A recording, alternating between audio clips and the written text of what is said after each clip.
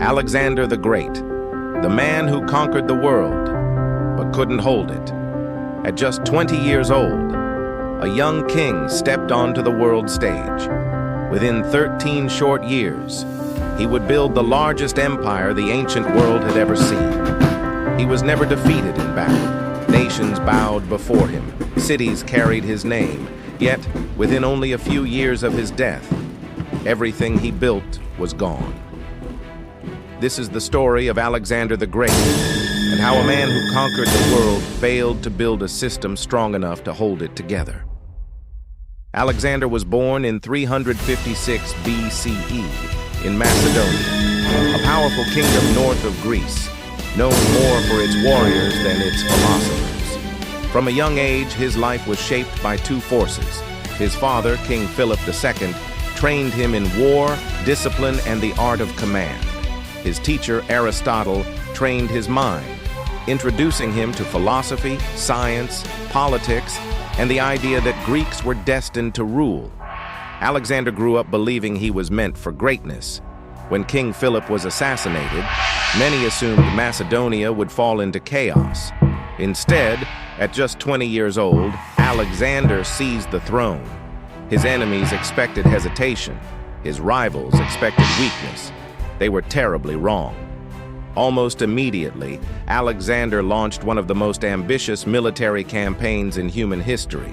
With a disciplined army and unmatched confidence, he crossed into Asia and challenged the Persian Empire, the greatest superpower of its age. At the Granicus River, he proved he could lead from the front.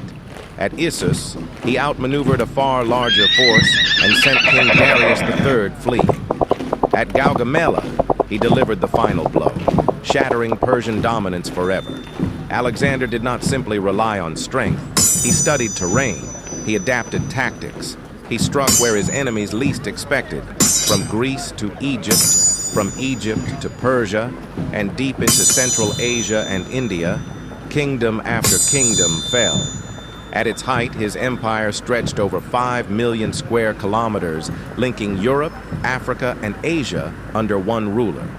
Along the way, Alexander founded more than 20 cities, many named Alexandria, turning them into centers of trade, learning, and Greek culture.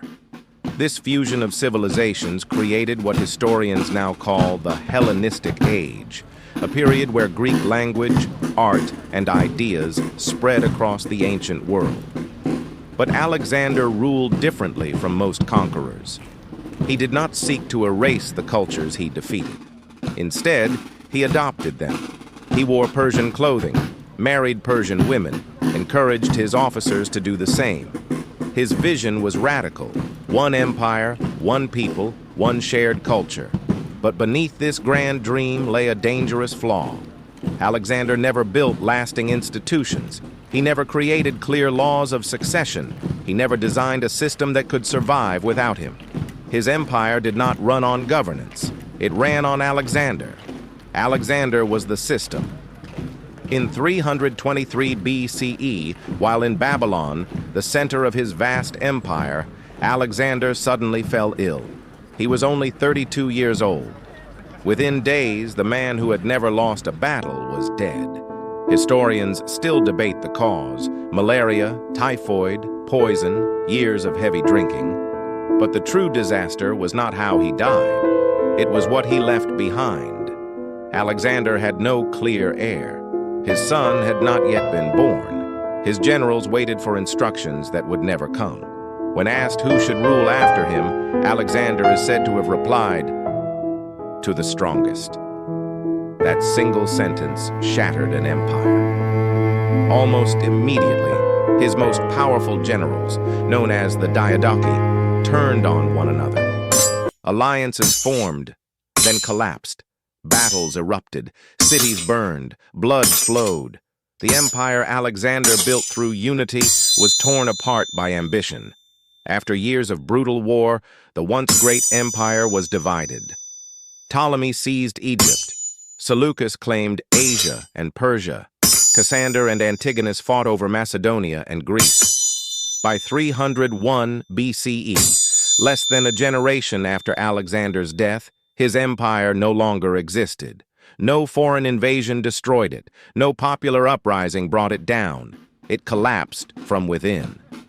Alexander the Great conquered the world, but he failed to build a future for it. His empire expanded through war, but collapsed through poor succession, unchecked ambition, and the absence of institutions. His life leaves us with a timeless lesson. A single leader can create greatness, but only a system can preserve it. This is Ages Explained, where forgotten empires speak again.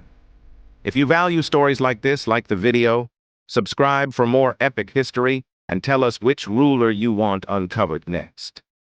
Past is silent, but here it speaks. What history often forgets is that Alexander's greatest weakness was not ambition. It was time. Alexander conquered too fast for stability to catch up. Empires normally grow slowly, administration first, military expansion second. Alexander reversed the order. He conquered continents before inventing a bureaucracy to govern a province. In Persia alone, Alexander inherited a system designed for slow, ceremonial kingship, not a ruler constantly on campaign. The Persian Empire functioned through satraps, scribes, tax collectors, and layered oversight. Alexander dismantled much of it without fully replacing it. He trusted loyalty over competence, friendship over training. Power flowed outward from him, but never downward in a stable chain. This meant governors ruled in his name, but rarely understood his vision. And vision without structure is fragile. Another overlooked truth: Alexander never intended to stop conquering. Ancient sources suggest his Indian campaign was not meant to be the end. He planned expeditions into Arabia, possibly North Africa, possibly even the Western Mediterranean. His empire was still expanding when it should have been consolidating. Rome, by contrast, spent generations absorbing territory, building roads, laws, and citizenship. Alexander built cities. Rome built systems. That difference matters. Then there was the army. By the end of his reign, Alexander's soldiers were exhausted. They had marched over 20,000 kilometers. They had fought for more than a decade. Many had families they had not seen since youth. At the Hephaestus River in India, they refused to go further. This was not cowardice. It was fatigue. Alexander's authority rested on charisma, not law. Once the army said no, the illusion of invincibility cracked. He was still obeyed. But something fundamental changed. Few documentaries mention this. Alexander increasingly ruled through fear in his final years. Trusted companions were executed on suspicion of disloyalty. Clitus, who saved Alexander's life in battle, was killed by Alexander himself during a drunken argument. Paranoia replaced trust. Isolation replaced counsel. The conqueror of the world was becoming a prisoner of power. There is also the matter of legitimacy. Alexander tried to fuse cultures, but failed to convince either side. To the Persians, he was a foreign conqueror. To the Macedonians, he was becoming too Persian. His adoption of proskynesis, the Persian act of bowing before a ruler, angered Greek officers who viewed it as divine worship. Alexander stood between worlds, belonging fully to neither. Unity remained symbolic, not institutional.